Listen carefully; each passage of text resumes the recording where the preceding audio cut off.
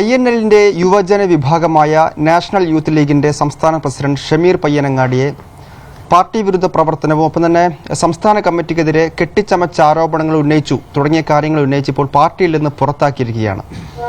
ഇപ്പോൾ ഷമീർ പയ്യനങ്ങാടി തന്നെ മീഡിയയോടൊപ്പം ചേരുകയാണ്. താങ്കളെ പാർട്ടിയുടെ പ്രാഥമിക അംഗത്വത്തിൽ നിന്ന് ഇപ്പോൾ പുറത്താക്കിയിരിക്കുകയാണ്. താങ്കൾ സംസ്ഥാന കമ്മിറ്റിക്കെതിരെ ചില സാമ്പത്തിക ആരോപണങ്ങൾ ഉന്നയിച്ചു എന്നാണ് പ്രധാനപ്പെട്ട ഒരു ആരോപണം. അതിലെന്താണ് വിശദീകരണം? പാർട്ടിയുടെ സംസ്ഥാന വർക്കിംഗ് കമ്മിറ്റി അംഗം എന്ന രീതിയിൽ നാഷണൽ യൂത്ത് ലീഗിൻ്റെ പ്രസിഡന്റ് എന്ന രീതിയിൽ പങ്കെടുത്ത് നിരവധി യോഗങ്ങളിൽ പാർട്ടിയുടെ സംസ്ഥാന കമ്മിറ്റി ഓഫീസിൻ്റെ നിർമ്മാണ പ്രവർത്തനങ്ങളുമായി ബന്ധപ്പെട്ടിട്ട് അതിൻ്റെ ഫണ്ട് ശേഖരണവുമായി ബന്ധപ്പെട്ട കാര്യങ്ങൾ ഉന്നയിച്ചിരുന്നു. നിരവധി തവണ ഉന്നയിക്കുമ്പോഴും കൃത്യമായ കണക്കുകളോ ഇതേക്കുറിച്ച് പിരിവ് നടക്കുന്നു എന്നല്ലാതെ അതിന് കൃത്യമായ കണക്കുകളോ മറ്റോ വെളിപ്പെടുത്താൻ പാർട്ടി നേതൃത്വം തയ്യാറായിട്ടില്ല.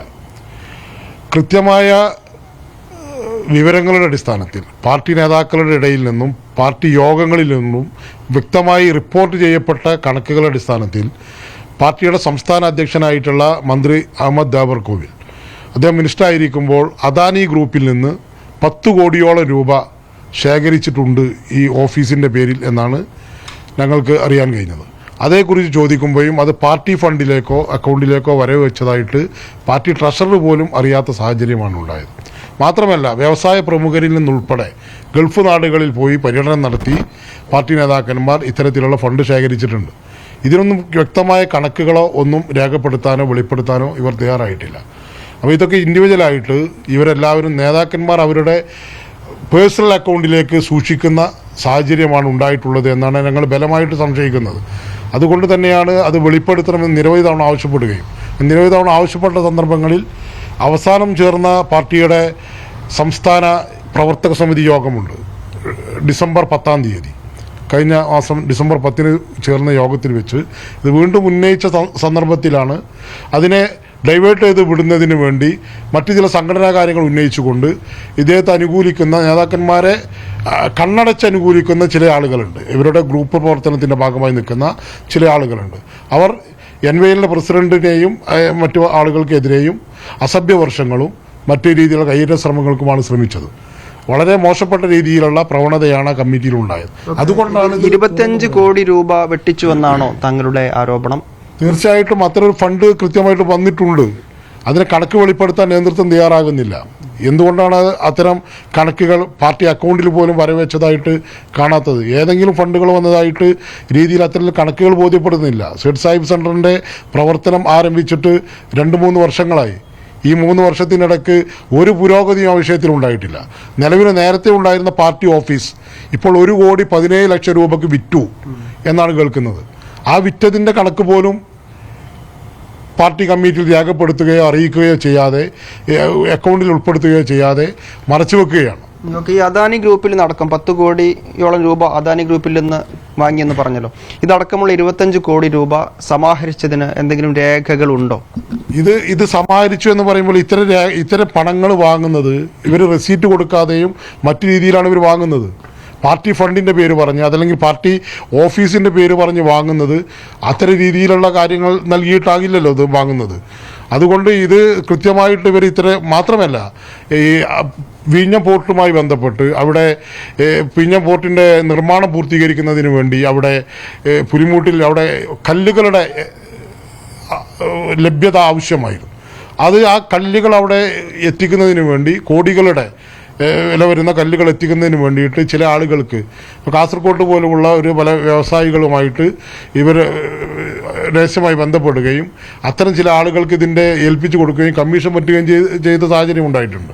അങ്ങനെ പലതും ഉണ്ടായിട്ടുണ്ട്. മാത്രമല്ല, ഈ പാർട്ടി ഫണ്ട് പേര് പറഞ്ഞുകൊണ്ട് മിനിസ്റ്ററുടെ സ്റ്റാഫിൽപ്പെട്ട ആളുകൾ പല നിയമനങ്ങൾക്കും വേണ്ടിയിട്ട് ലക്ഷങ്ങൾ കൈപ്പറ്റിയതായിട്ടും പാർട്ടിയിൽ നിരന്തരം പരാതികൾ ഉയർന്നു വന്നിട്ടുണ്ട്. ഇപ്പോൾ മലപ്പുറം ജില്ലയിലെ തിരൂരിൽ നിന്നുള്ള ഒരു സന്തോഷം എന്ന് പറയുന്ന ഒരാൾ മ്യൂസിയത്തിലെ ഒരു വാർഡൻ പോസ്റ്റിലേക്ക് അപേക്ഷ കൊടുത്തു. അദ്ദേഹത്തോട് ലക്ഷങ്ങൾ ആവശ്യപ്പെട്ട് അദ്ദേഹം പണം നൽകാത്തതിൻ്റെ പേരിൽ അദ്ദേഹത്തിന് ആ പോസ്റ്റ് ലഭിച്ചില്ല. പിന്നീട് മലപ്പുറം ജില്ലാ പ്രസിഡന്റിൻ്റെ നാട്ടുകാരെയായിട്ടുള്ള ഒരാൾക്കാണ് ആ പോസ്റ്റ് നൽകിയിട്ടുള്ളത്. അപ്പോൾ പണം കൊടുക്കുന്ന ആളുകൾക്ക് പോസ്റ്റ് വാങ്ങിക്കൊടുക്കുകയും ജോലി വാങ്ങിക്കൊടുക്കുകയും ചെയ്തു എന്നുള്ളത് കൃത്യമായിട്ട് അതിൻ്റെ രേഖകളടക്കം ലഭ്യമായിട്ടുണ്ട്. ഇതിൽ മുൻ മന്ത്രിയായ അഹമ്മദ് ദേവർകോവിലിനുൾപ്പെടെ ഇതിൽ പങ്കുണ്ട്, അദ്ദേഹം കൂടി വെട്ടിപ്പിൽ പങ്കാളിയായി എന്നാണോ പറഞ്ഞു വെക്കുന്നത്? തീർച്ചയായിട്ടും അദ്ദേഹത്തിന്റെ സമ്മതവും അറിവും ഇല്ലാത്ത ഇത്തരം കാര്യങ്ങൾ നടക്കില്ലല്ലോ. ഇത്തരം ബന്ധങ്ങൾ ഉണ്ടാക്കിയെടുത്ത് അദ്ദേഹത്തിന്റെ മന്ത്രിസ്ഥാനം കൊണ്ടാണ് ഇത്തരം ബന്ധങ്ങൾ ഉണ്ടാക്കിയെടുത്തിട്ടുള്ളത്. ആ ബന്ധങ്ങൾ വെച്ചുകൊണ്ടാണ് പാർട്ടിയുടെ പേരിൽ ഇത്തരം ഫണ്ടുകൾ ശേഖരിക്കാൻ കഴിയുന്നത്. ആരാണ് ഈ തുകയെല്ലാം വെട്ടിച്ചത് എന്നാണ് താങ്കൾ പറയുന്നത്?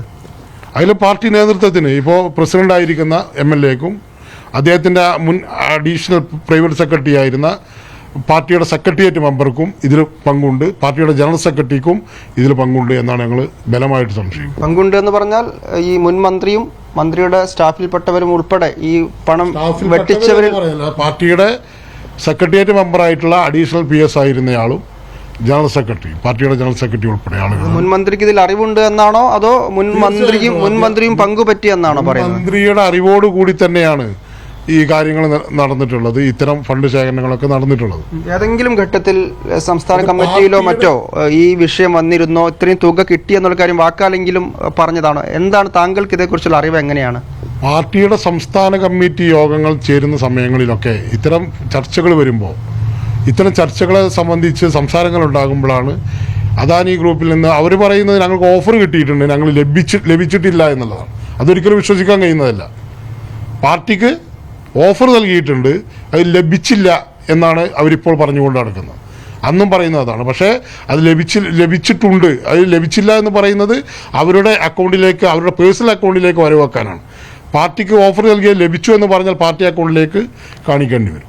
താങ്കൾ വലിയൊരു തുകയുടെ സാമ്പത്തിക തിരിമറിയാണ് ആരോപിക്കുന്നത്. അതിൽ തന്നെ ഒരു മുൻമന്ത്രിക്കെതിരെ കൂടിയാണ് ആരോപണം ഉന്നയിക്കുന്നത്. അപ്പോൾ അതിന് കൃത്യമായൊരു അടിസ്ഥാനം ഉണ്ടാവുക എന്നത് കൂടി ഉണ്ടല്ലോ ഒരു ആരോപണം ഉന്നയിക്കുമ്പോൾ. അതിനെന്താണ് താങ്കൾക്ക് പറയാൻ കഴിയുക? അടിസ്ഥാനപരമായിട്ട് ഈ കാര്യങ്ങൾ, ഇത്തരം കാര്യങ്ങൾ, ഫണ്ട് ശേഖരണം നേരത്തെ സൂചിപ്പിച്ചല്ലോ, ഇത് റെസീറ്റ് വാങ്ങി അല്ലെങ്കിൽ വളരെ പൊതുവേദിയിൽ വെച്ചിട്ടല്ല വാങ്ങുന്ന ഇത്തരം കാര്യങ്ങൾ വളരെ രഹസ്യമായിട്ട് കൈകാര്യം ചെയ്ത് വാങ്ങിയിട്ടുണ്ട്. അത് പാർട്ടിയുടെ പേരിലാണത് വാങ്ങിയിട്ടുള്ളത് എന്നുള്ളത് കൊണ്ട് തന്നെ അവരെ സംബന്ധിച്ച് അത് മറച്ചു വെക്കാൻ വേണ്ടിയിട്ട് പാർട്ടിയുടെ മറ്റ് സംഘടനാ തല പ്രശ്നങ്ങൾ അതിന് മുന്നിലേക്ക് എടുത്തിടുകയും നാഷണൽ യൂത്ത് ലീഗിനെ ആ രീതിയിലേക്ക് മാർജിനലൈസ് ചെയ്യുകയും ചെയ്യുക. നാഷണൽ യൂത്ത് ലീഗിൻ്റെ സംഘടനാപരമായ കാര്യങ്ങളെ മുൻനിർത്തിക്കൊണ്ട് ഇത്തരം ചോദ്യങ്ങളിൽ നിന്ന് അവരെ മാറ്റി നിർത്തുന്ന സാഹചര്യങ്ങളാണ് ഉണ്ടാക്കിയിട്ടുള്ളത്. താങ്കൾക്കെതിരെ നിയമ നടപടി സ്വീകരിക്കുമെന്നാണ് ഇപ്പോൾ അറിയുന്നത് പാർട്ടി.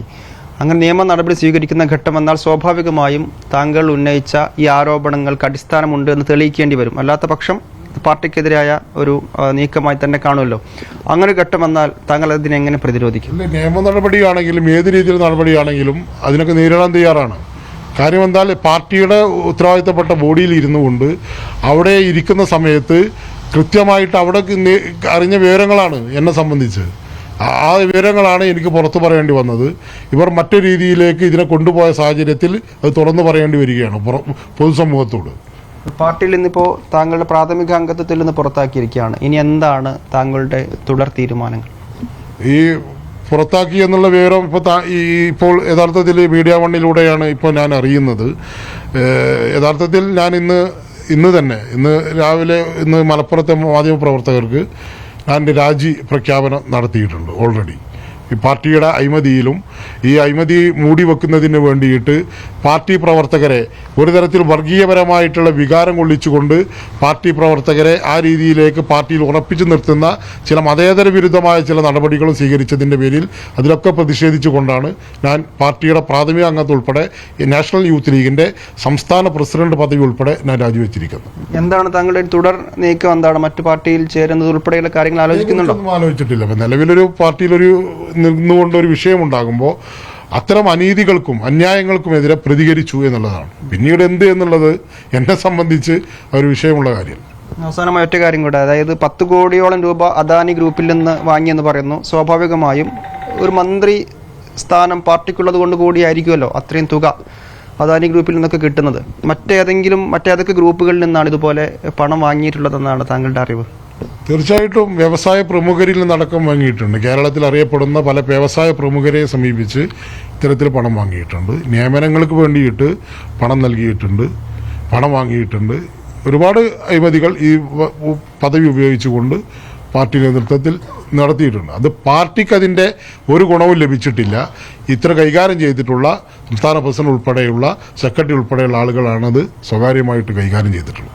ഇത് ഒരു നിയമ നടപടിയിലേക്കൊക്കെ പോയാൽ ഏതെങ്കിലും തരത്തിലുള്ള രേഖകൾ, തെളിവുകൾ തങ്ങൾക്ക് ഹാജരാക്കാനുണ്ടോ? രേഖകൾ ഹാജരാക്കാൻ ഇപ്പോൾ നിയമനങ്ങൾ നടത്തിയതിനെ കുറിച്ച് വിവരാവകാശ പ്രകാരം ഞങ്ങൾക്ക് ലഭിച്ചിട്ടുള്ള ആളുകളുടെ ചില വിവരങ്ങളുണ്ട്. അതൊക്കെ ഹാജരാക്കാൻ സാധിക്കും. ഇപ്പം നേരത്തെ പറഞ്ഞതുപോലെ ഇത്തരം ബന്ധങ്ങൾ ഉപയോഗിച്ചുകൊണ്ട് രഹസ്യമായിട്ട് വാങ്ങുന്ന ഇത്തരം പണങ്ങളെ സംബന്ധിച്ച് അതിനെ ഒരു പ്രൂഫ്, ഒരു എവിഡൻസ് നേരിട്ട് ഹാജരാക്കാൻ ആർക്കും സാധിക്കുന്നതല്ല. ആര് വാങ്ങുന്നതാണെങ്കിലും ഇത്തരം കാര്യങ്ങൾ അഴിമതി നടത്തുന്നതിനെ കുറിച്ച് നമുക്ക് പറയാൻ കഴിയില്ല. നമുക്ക് കിട്ടുന്ന ആ ബോഡിയിൽ നിന്ന്, പാർട്ടി നേതൃത്വത്തിൻ്റെ ബോഡിയിൽ നിന്ന്, നേതാക്കളിൽ നിന്ന് കിട്ടിയ വ്യക്തമായ അറിവുകളുടെയും ചർച്ചകളുടെ അടിസ്ഥാനത്തിലാണ് നമ്മൾ ഇത് ഉന്നയിക്കുന്നത്.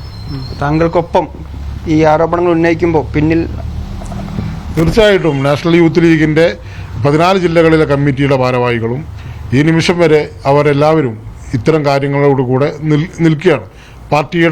പാർട്ടിയെ തകർക്കുന്ന രീതിയിലേക്കുള്ള സമീപനം സ്വീകരിക്കുന്നവർക്കെതിരെ വ്യക്തമായിട്ടുള്ള നിലപാട് അവരെല്ലാവരും പിന്തുണ അറിയിച്ച് സ്വീകരിച്ചിട്ടുണ്ട്.